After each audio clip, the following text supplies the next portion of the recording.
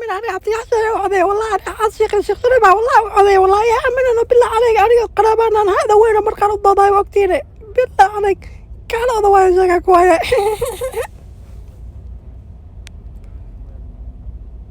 niyo waxaan ku weydiiyey qoftan waalan adiga miyaa nagu soo doorayna mayni fahda soo siiyo qoftan saxaaw fahda maalinta waxaan kale markaa nagu soo saaraysanayo والله يا من أنا بلا شيء حملنا والله أنا أطيح شاتيني يا من أنا okay waa ku aamin orska baa qof fiir qoftan hanugu aamina cid walba oo muqdisho ka odayso ama cod ka siisa farmaajo maanta waxay diidan tahay maqaamka muqdisho iyo bulshada muqdisho sidii loo badbaadin lahaa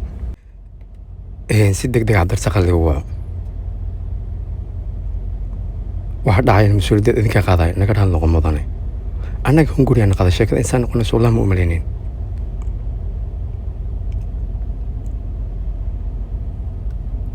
adersaqi waaniyo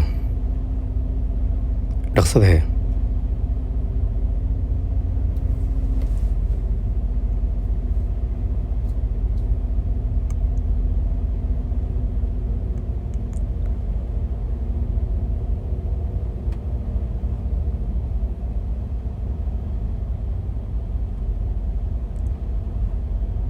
ninka cabdirsaq waa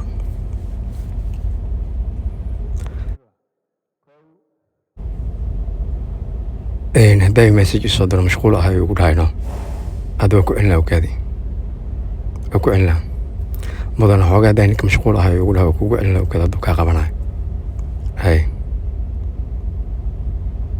hay ku celi badan war mas-uul mas-uul ogsanaan anagana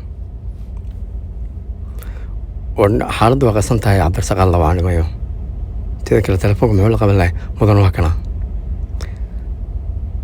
u go-aniyo waa ku celi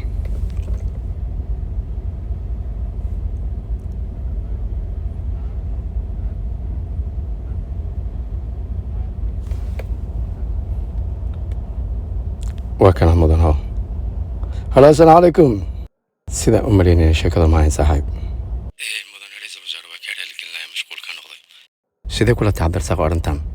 aniga sida ila tahay ma aqaanan nimayo hore koonfur galbeeda inta nagu soo aruursayna sidee rabaan naga yeelnay anaga waxaa noo muhiima